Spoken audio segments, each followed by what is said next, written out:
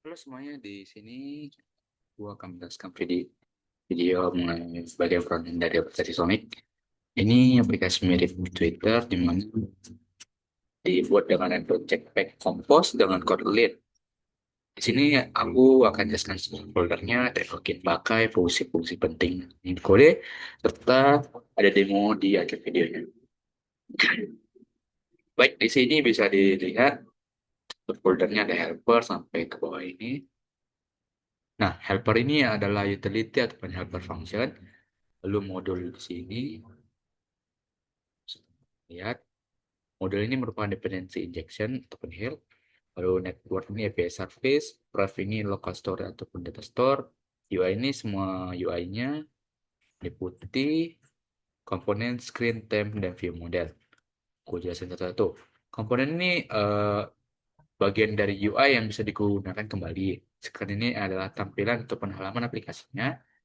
Temp ini mengatur warna, tipografi, tema. Lalu view model ini state management. Lalu app.content ini entry point aplikasi. Lalu main activity ini activity utamanya. Di sini sebetulnya memakai clean architecture, di mana pemisahan yang jelas antara UI, network, dan business logic.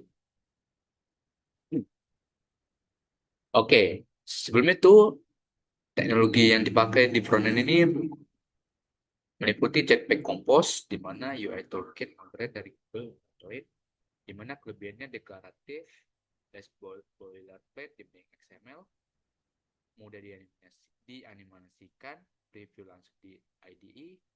Kekurangannya butuh waktu adaptasi dari XML dan beberapa library lama belum fully support. Health ini dependency injection framework dari Google, di mana kelebihannya terintegrasi langsung dengan Android. Compile time validation mudah di setup. Kekurangannya butuh annotation processing yang memperlambat boot time. Lalu ada retrofit investigation, di mana HTTP client komunikasi dengan backend API. Kelebihannya simple, banyak dokumentasinya, serta support multi-part upload. Kekurangannya tidak sepenuhnya content native seperti GitHub Client. Untuk data store, penyimpanan lokal untuk token autentikasi, kelebihannya bisa unsinkronisasi, type safe, lebih modern daripada set preference. Kekurangannya sedikit lebih kompleks untuk operasi sederhananya. Lalu ada coil image loading library untuk komposnya, di mana kelebihannya ringan mendukung compose natively sama auto change.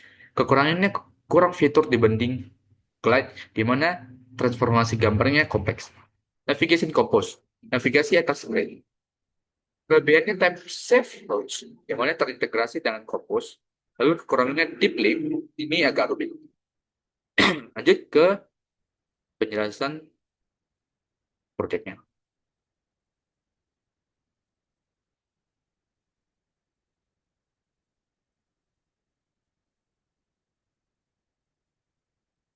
Pertama aku jelasin dulu di folder helper. Nah, di folder helper ini title function yang dipakai di seluruh aplikasi. Aku coba jelasin di container ini. Di mana di sini meliputi semua name road navigasinya. Ini semua road ada di satu tempat. Kalau mau ganti nama roadnya cukup ubah di sini saja. Lalu ke road helper bisa dilihat. Ini navigasi antar screen.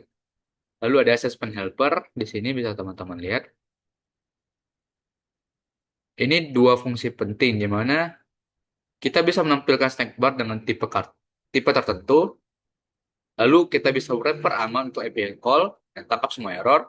Lalu kalau error tidak ada crash, return respon dengan satu error. Lalu untuk tools helper di sini mengkonversi file untuk upload, di mana bisa teman-teman lihat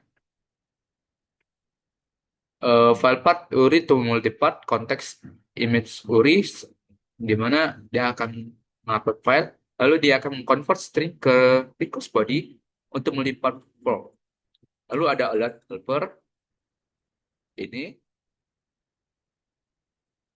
Ini manajemen dialog state, di mana akan menampilkan terjadi jika suatu error akan menampilkan suatu pesan terjadi kesalahan, dan juga aku akan menjelaskan di bagian pref, folder pref sebagai berikut. Ini Di sini layer 2 Prev ini menyimpan token secara lokal menggunakan data store. Di sini bisa dilihat ada kelas authentication token Prev. Ini menyimpan secara enkriptif di data store, di mana lebih aman daripada set preference biasa.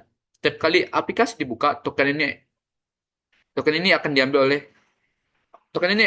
untuk auto login. Lalu untuk bagian folder network, oke, di sini komunikasi dengan backend API, di mana ada response message. Ini untuk format respon standar dari semua API-nya, lalu request Sonic di folder Sonic. Bisa teman-teman lihat. Ini modal untuk request ke backend-nya. Ini untuk minta datanya. Lalu ada respon Sonic, di mana ini model untuk respon dari backend-nya itu bagaimana kita formatnya. Paling penting adalah respon tweet data. Nah, di respon tweet data ini, eh,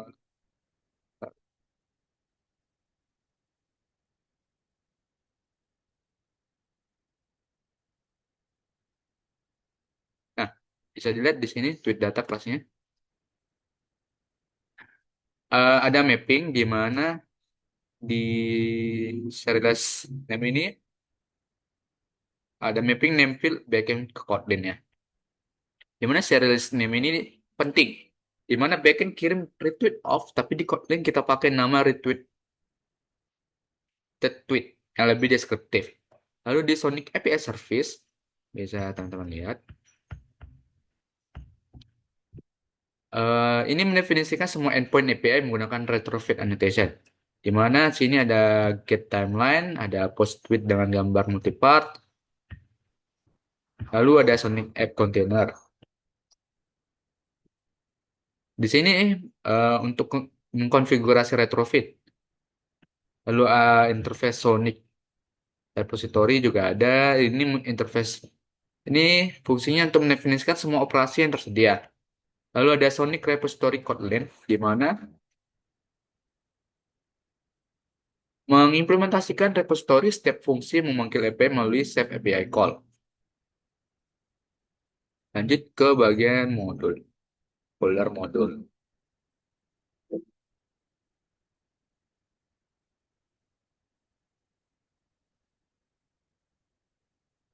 Di modul ini, untuk mengkonfigurasi Health Dependency Injection. Di sini,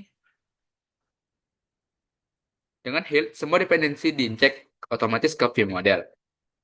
Add singleton, memastikan hanya ada satu instance di mana retrofit di seluruh aplikasi tidak perlu buat ulang setiap kali. Lanjut ke bagian folder UI. Nah, ini color mengatur warna aplikasi, warna utama dengan warna biru dengan tudus blue, lalu dengan dukungan light dan dark mode penuh, lalu temp di sini mengkonfigurasi material tree temp, lalu ada tipografi, ini mendefinisikan ukuran teksnya dari display large atau 57 SP sampai label small 11 SP dan konsisten. Lalu komponen aku jelaskan juga. Di sini UI komponen yang bisa dipakai ulang di banyak screen. Contohnya loading UI sebagai berikut dan ripple loading, di mana loading indikator dengan animasi ripple. Animasinya memakai infinite repeatable dengan start offset berbeda untuk setiap lingkaran. Hasilnya efek ripple yang smooth. Lalu ada bottom nav component. Di sini navigasi bawah dengan 4 tab, di mana beranda, cari, simpan, dan profil. Menggunakan icon outline yang saat tidak aktif dan icon field saat aktif. Lalu ada top up bar komponen. Ini merupakan up bar yang fleksibel dengan dukungan search, back button, dan menu drop down-nya. Lalu Lalu ada tweet item UI. Sinilah komponen yang paling kompleks di aplikasi. Di sini terdapat kutipan tweet, tweet respon datanya, online, bookmark yang bagaimana, respon yang bagaimana, code yang bagaimana, bagaimana auto click itu gimana, on edit, on delete. Sini logika utamanya kalau tweet, retweet, retweet, tweet, jadi sama nol, di mana retweet yang ditampilkan adalah tweet aslinya. Ada button sheet untuk pilihan antara posting ulang ataupun kutipan. Di mana quote tweet UI, di mana tampilan preview tweet yang dikutip bisa diklik untuk navigasi ke tweet aslinya. Sedangkan custom snack bar custom dengan warna berbeda untuk sukses, error, warning, dan info. Lalu ada bottom dialog di sini bisa dilihat. Ini dialog bottom sheet yang dikonfigurasi dengan tipe info, success, warning, dan error. Lanjut ke view model. Nah, ini state management menggunakan state flow, di mana ada authentication view model. Di sini bisa login dan simpan token, daftar akun baru, hapus token, create dan login. Lalu ada fund reverse token, ini memperbarui token yang expired. Ada fungsi load token from preference, di mana auto login dari token tersimpan. Di sini ada mutex untuk mencegah double refresh token. Kalau ada dual request bersamaan, hanya ada satu jalan.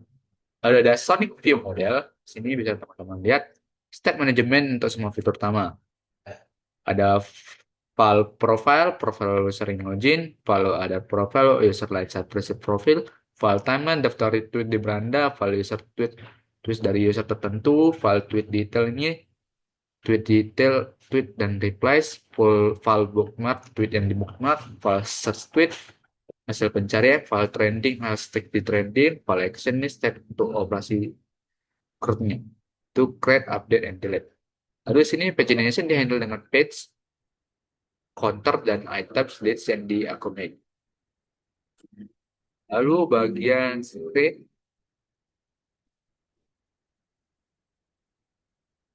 eh, untuk authentication engine screen bisa lihat nama login dengan validasi email dan password tidak boleh kosong, body indicator saat proses login, lalu ada navigasi otomatis, home saat berhasil, ada authentication register, ini register di mana field nama, username, email, dan password. Lalu ada home screen di sini. Home screen ini tampilan utamanya. Itu tampilan utama, di mana auto load token dari data store saat pertama buka, refresh token otomatis kalau expired, lalu infinite scroll, load lebih saat mendekati akhir list, lalu FAB untuk buat tweet baru. Lalu ada profile screen. Nah, ini tab dan foto ini ganti cover foto, tab foto profil ganti foto profil, edit info ini mengandung nama, bio, lokasi, website, lalu ubah password. Lalu ada user profile screen. Ini profil orang lain di mana tombol follow dan unfollow tampil daftar tweet user tersebut. Lalu ada file search screen untuk pencarian, tampilannya gimana. Ini dengan pencarian dengan 5 filter. Semua hashtag trending terbaru terlama, fitur trending menampilkan daftar hashtag populer yang bisa diklik secara langsung. Lalu ada tweet add screen, menambahkan tweet, tweet detail ini menampilkan detail tweet. Lalu ada bagian terakhirnya, UI app. Ini router utama menavigasikan semua route. Contohnya user profile screen, tweet detail screen, tweet add screen, dan lain-lain. Lalu untuk APP Kotlin, ini merupakan inisialisasi hit untuk seluruh aplikasi. Lalu ada main activity, untuk teman lihat. Ini merupakan entry point ke UI-nya, di mana ada inject via heal, lalu ada full screen termasuk status bar-nya. Baik, di sini yang aku akan mendemo aplikasinya.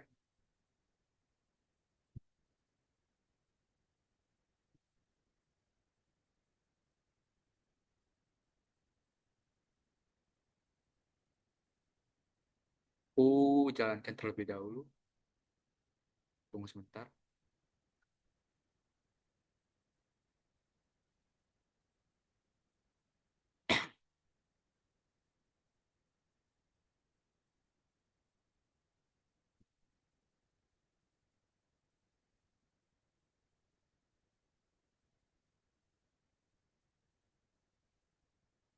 ini.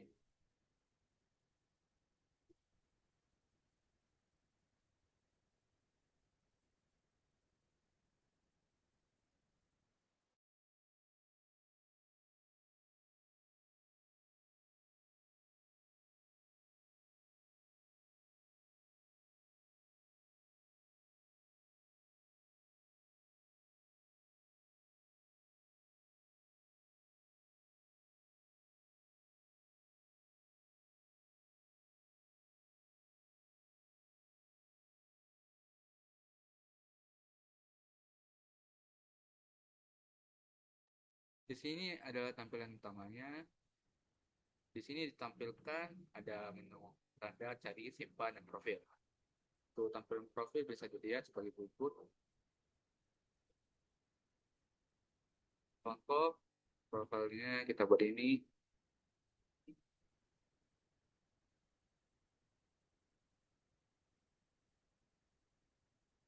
Foto profil berhasil diubah. Lalu untuk covernya ini juga berhasil kita ubah sebagai berikut.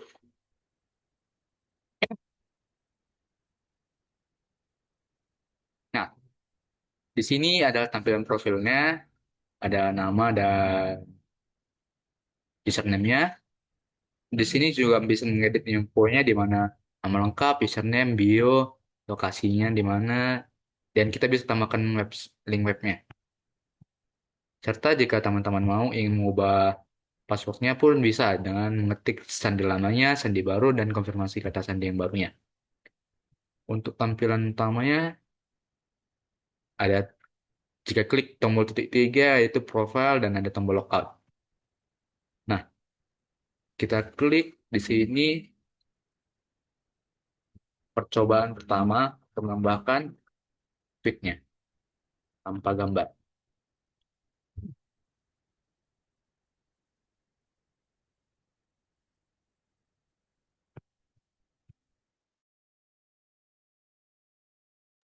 Sudah berhasil.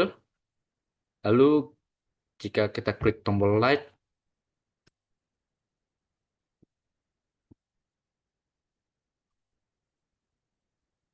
dia akan berhasil like. Dan jika ketika kita klik bookmark, dia akan berhasil bookmark. Dan hasil dari bookmark atau simpan yang telah kita klik akan tersimpan di sini.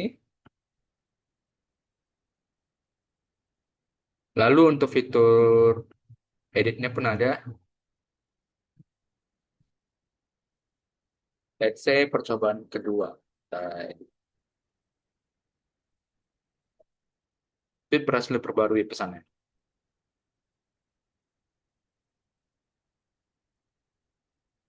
Nah, lalu untuk fitur, kita coba jika menggunakan gambar. Halo guys, kita buat gambar anjing.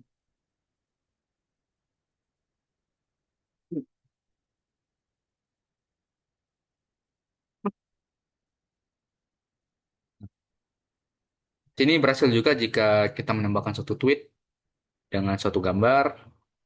Kita lanjut jika posting ulang. Nah, berhasil memposting ulang. Nah, bagaimana jika kita mengutip tweet tersebut? Halo Bang.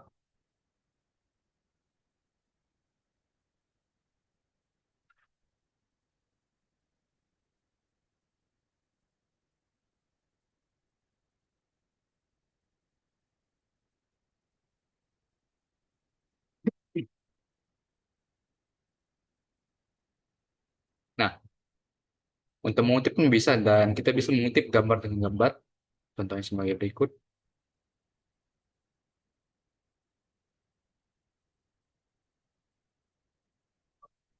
Kita buat gambar yang berbeda, cover,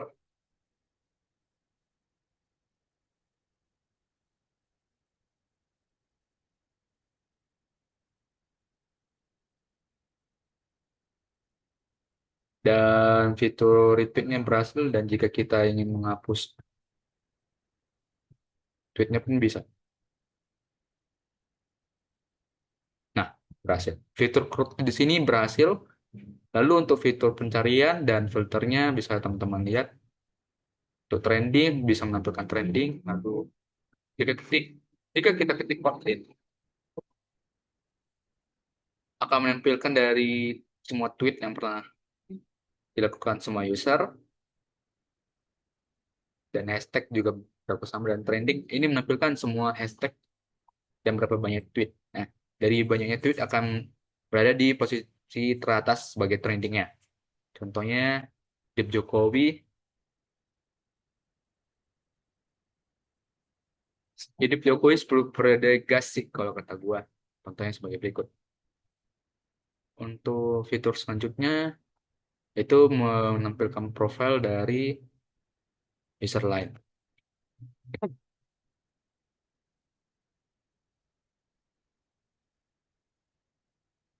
Tampilannya akan seperti ini,